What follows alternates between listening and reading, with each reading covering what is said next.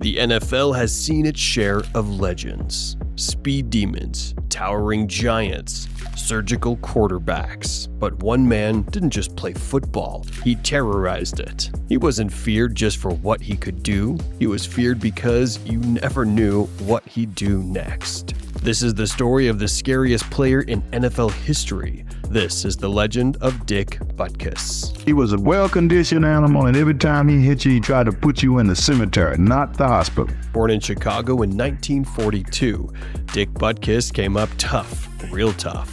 One of 8 kids raised on the rough South Side, where toughness wasn't a trait, it was a survival skill. By high school, he was already feared, not just respected, feared. He once said, "I want to just let them know that they've been hit, and when they get up, they don't have to look to see who it was. They'll know." He meant it. After dominating college at Illinois, Butkus entered the NFL in 1965. And he didn't just play middle linebacker, he redefined it. From the first snap, it was chaos. Quarterbacks shaken, running backs hiding, receivers praying the play went the other way. Butkus didn't tackle you, he hunted you. He moved like a wolf, fast, relentless, ruthless. And when he hit, it wasn't just contact, it was collision, like a sledgehammer to the ribs. But here's what made him truly scary. He didn't just want to stop you, he wanted to hurt you. He played angry, violent, unhinged. Some players say he'd growl after tackles. Others swear he spat on them in the pile. One rumor, he bit a guy. No one knows what's true. And that's the thing about Butkus. The myth is just as terrifying as the man.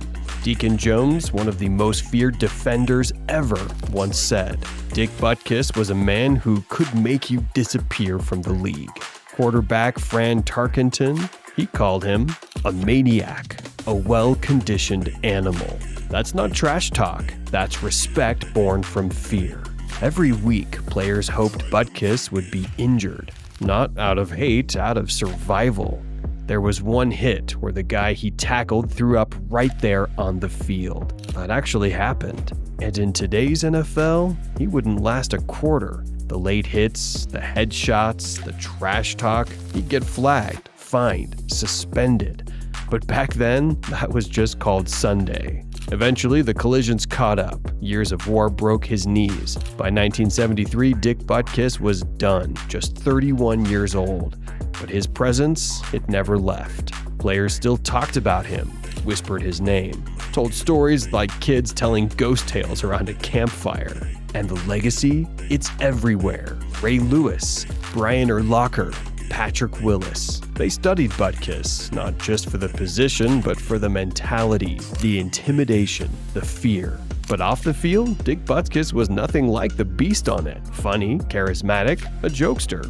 He acted in movies, did commercials, raised money for charity. But when game day came around, he became something else entirely. A switch flipped, and the monster took over. In a league full of warriors, only a few become monsters. Dick Butkus wasn't just scary, he was legendary. Because when you lined up across from him, it wasn't about winning, it was about making it out alive. Thanks for watching. If you liked this NFL deep dive, hit that like button. And subscribe for more stories from the gridiron. And let me know in the comments who's your pick for the scariest NFL player of all time. Until next time, keep your helmet strapped and your head on a swivel.